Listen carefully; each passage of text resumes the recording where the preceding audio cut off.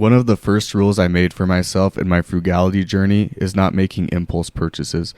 When I was younger, I frequently made impulse purchases and would spend money with no real strategy. In this video, I'm going to go over some changes I made that helped me spend wisely rather than impulsively. The first thing I would do is avoid putting myself in a position where it would be easy to impulse shop. In the United States at least, we are surrounded by bargain stores that encourage recreational shopping. If you've ever heard finance gurus tell you to stay out of the mall, this is what they mean. You are bombarded by deals, sales, and advertisements that you would have never thought twice about if you didn't go to the mall.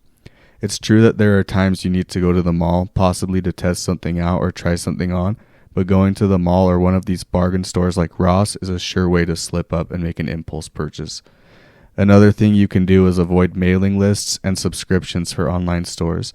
There are times that I've thought I should keep a subscription for when an item I want goes on sale, but that doesn't always happen, and I'm usually just exposed to more advertisements and sales that are supposedly one-time only that seem to happen every month. You might be thinking, all it requires to spend wisely is discipline, and you would be almost right.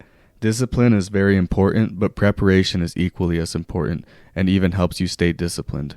That leads me into my next point, which is to budget and make shopping lists. This is one of the steps that has personally helped me the most. I'm not perfect, but my rule is that if it's not on my list or my budget doesn't permit it, I won't buy it. It's also important to note that I don't just budget for things like necessities and expenses.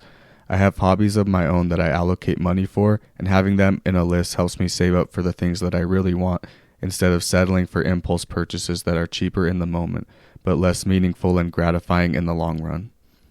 Another upside with keeping a budget and following a list is that when you save for something for a while and practice the discipline of not spending until finances permit, you end up making less purchases because there are some things that you wanted before that you end up just forgetting about after a while. However, there are some things that we want that are long-term, and I've personally found that focusing on long-term goals and rather than trends or one-time purchases is much more gratifying and motivating.